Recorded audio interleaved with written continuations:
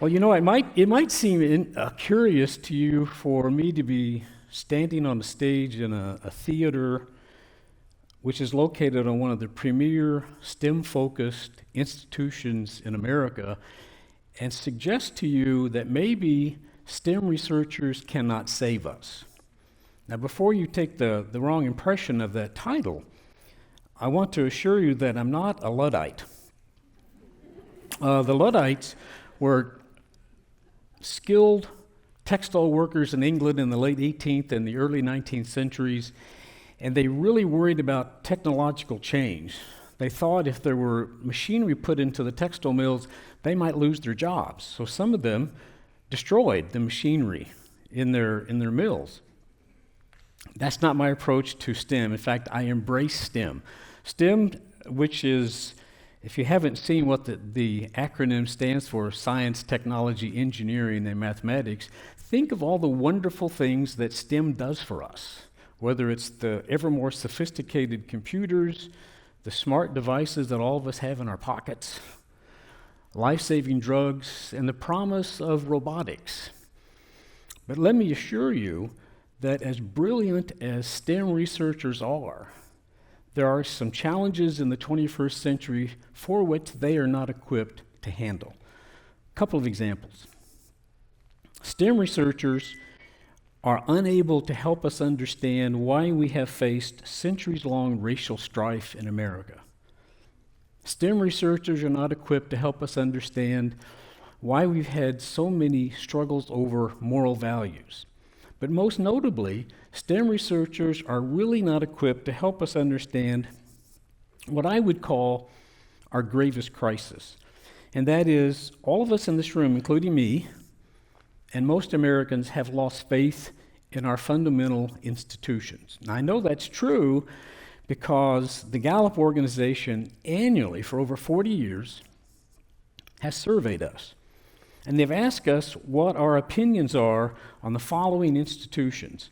So if you look at beginning of 1979, they measured what we thought about 9 institutions, from organized religion, the military, the Supreme Court, banks, public schools, newspapers, Congress, organized labor, big business, small business. And then in 1993, they added 5 more institutions to measure, including television news, the presidency, the police, the medical system, and the criminal justice system. Now, the way they run their survey is they show people all these institutions, and they ask, do you have no confidence, a little confidence, some confidence, quite a bit of confidence, or great confidence in these institutions? And when they look at the results, they focus upon how many people answered quite a bit or great confidence. And then they nicely plot that on a graph for us so you can see what has happened over time. So beginning in 1979, about half of us had quite a bit or great confidence in most of these institutions. Look what has happened in just over 40 years. Just barely a quarter of us have great confidence or quite a bit of confidence in these institutions. Now, why do I assert STEM researchers can't help us? They can't because they inevitably look forward. They're looking for the next big idea out there. They are, if you will, solving for tomorrow. They are not the researchers who look backwards. They're not the researchers who look to the past to try and understand why all of these challenges have developed for us. The researchers who are best at it are humanists.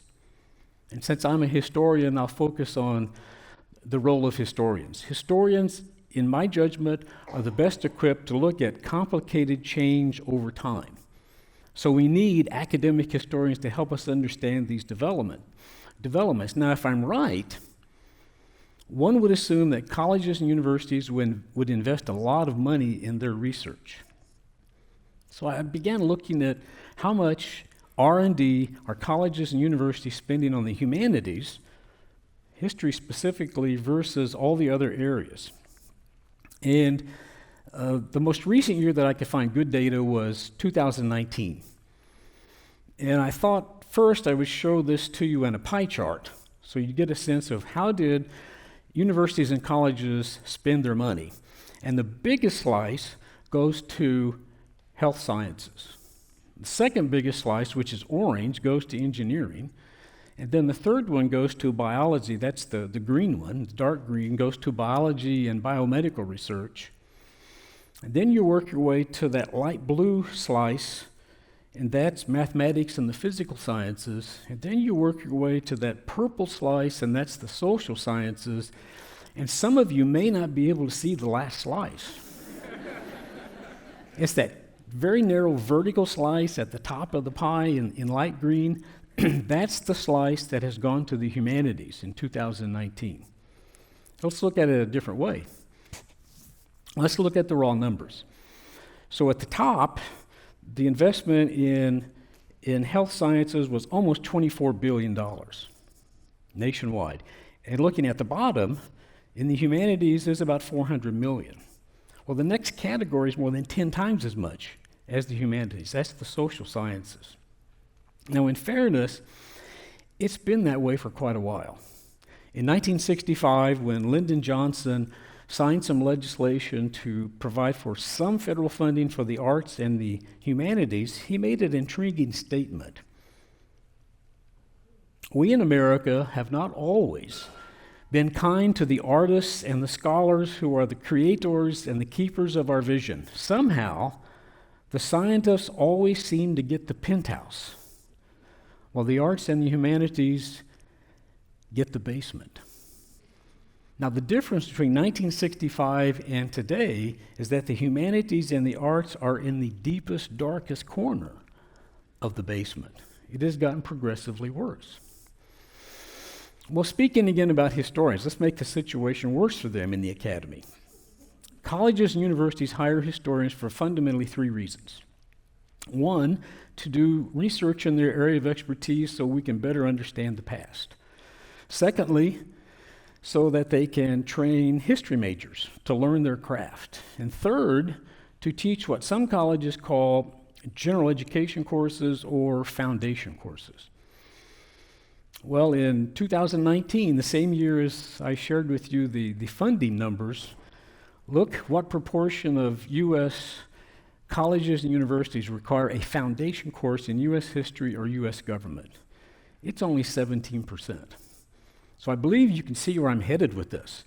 If there are declining numbers of majors, which there have been in the last 20 years, ever more students have been pulled into the STEM fields, and there are fewer and fewer students taking general education courses in history, you know what a dean or a provost is going to say if a historian retires, resigns, or dies. We can't fill that position. So what is happening, and it's happening rapidly, is that history departments are getting ever smaller. A case study done and published in late 2022, which was of history departments from the Canadian border to the Mexican border in the Midwest. And almost all of them had experienced loss in number of history faculty. Almost all. And some of them, whether they're a large university like the University of Kansas or a smaller university like Truman State University, the fall has been precipitous. Well, this situation, in my judgment, well, here you see the numbers, requires some kind of a call to action. And I have three. One would be for anyone in America who's concerned about the nature of the past. How is it crafted? Should be interested in this dilemma for academic historians and humanists in general. But I really want to focus on two groups that need to take action. First, academic historians. Academic historians have too often been in a cocoon. They write for their academic peers, and they go give papers at academic conferences to their peers, and they rarely give public talks. So my recommendation to academic historians is go out and give more public talks, like this one. Be willing to be in documentary films. Be willing to be on podcast, or have your own podcast. and get involved with local historical societies and state humanities councils. Well, some academic historians would tell me, Larry, I don't have time to do all that. I've got to spend my time focused on my academic research for my peers. Let me give you one example showing you can do it. There is a historian at Missouri University of Science and Technology named John McManus. And John McManus has given over 100 public talks from Honolulu and New Orleans to Northern Ireland and France. He's been in numerous documentary films on PBS, the History Channel, the Smithsonian Channel, among many others. And he has his own podcast, which has had over 7 million downloads. And oh, by the way, he's written 15 books, and his academic peers always review them quite highly. So it can be done. So there is a responsibility for historians to take some action. But the most important action has to be taken, and this is really the focus of my remarks, has to be taken by the governing boards and the senior administrators at colleges and universities across the country.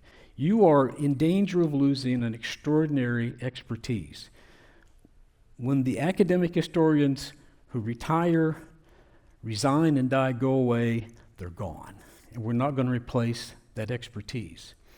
At the very least, the governing bodies and the senior administrators must deal with what is really an ethical challenge.